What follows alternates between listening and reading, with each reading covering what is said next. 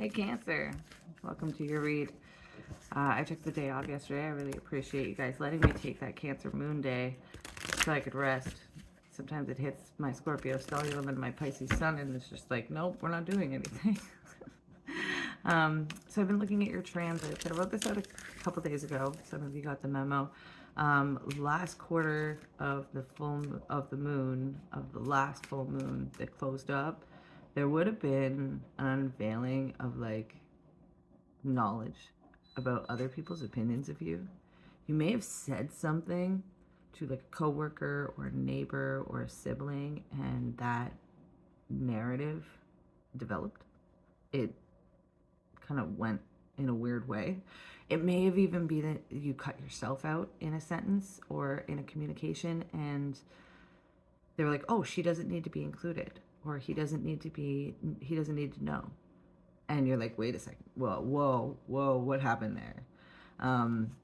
Feeling left out, feeling agitated, especially when it comes to your like safe space. Like it's almost like your safe space, all of a sudden you told people you don't need it, or they just got that opinion of you somehow. So that was like the 7th and the 8th. And looking towards the new moon on the 15th, there's this new dynamic, this increased self-worth with Venus going direct. You're going to have this ability to speak up again, and your values are clicking back into place, like how you actually feel about yourself, understanding you're innately talented. Your intuition is never off. And there's this Mercury retrograde happening and Mars in your 4th house, which is making you super agitated because all of a sudden those neighbors, coworkers, roommates, siblings, they just don't respect you the way that they should, and it's blatantly obvious by the new moon. So there's this new dynamic popping up, this new element of your surroundings where you're deciding what to do with it. And by the first quarter on the 22nd, we have a sun opposition with Neptune, and I feel like you're undoing some shit. I feel like at this point you're like, you know, I may have been the person who sits out of, you know, second helpings, but I'm not doing that anymore. I deserve it. I want dessert. And so I see you pulling up 6th house moon for the first quarter. Now, moon transits are always significant because moon is your ruler. And with this shift from out of the mutable energy into the cardinal energy, you're really being activated here. And with the moon in your 6th house, I feel like you're understanding that you might be keeping your enemies closer than your friends. You may be accepting certain things because you'd rather not conflict, or you think that it's the better option at the time, but it's becoming very, very clear as Venus trines the moon from your 2nd house and the moon in your 6th house that it's not aligning with how you're valuing yourself anymore. It's not aligning how you're seeing yourself anymore. And so with Mercury now going direct in your 3rd house, I feel like you're going to be speaking up about it. And this could be about money. This whole thing could be about money. It could be about rent. It could be about value in time. It could be about an offer that you were excluded from.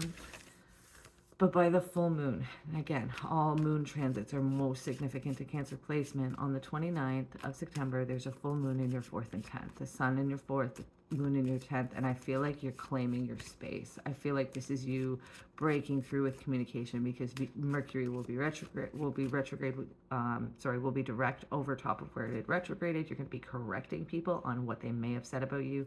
Maybe even correcting people on what you've said about yourself in the past and like, I'm sorry, that's just not who I am anymore.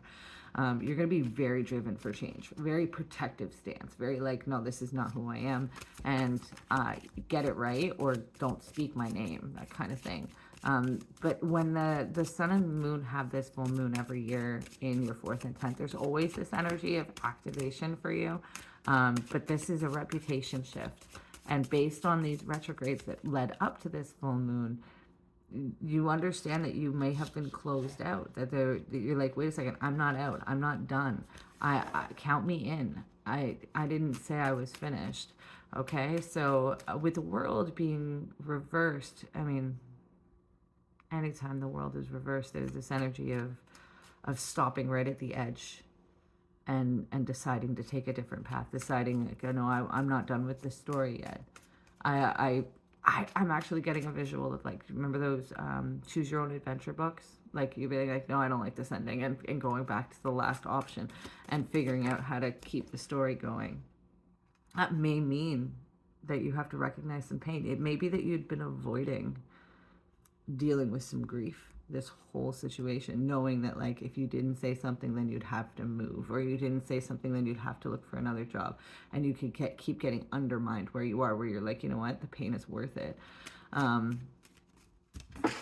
Oh my goodness, some cards fell out. Okay, we've got quite a lot of cards here, actually. There's 4 cards that fell out, and we're gonna look into what these mean. So I'm just gonna give you guys a quick show. I like this at the end here.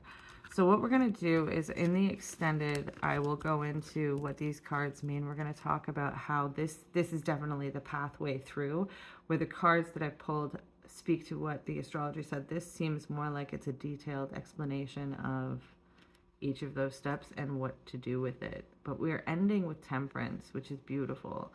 So yeah, let's do this in the extended. And if you'd like to buy the extended, it's $20 to make. So stay tuned. Bye.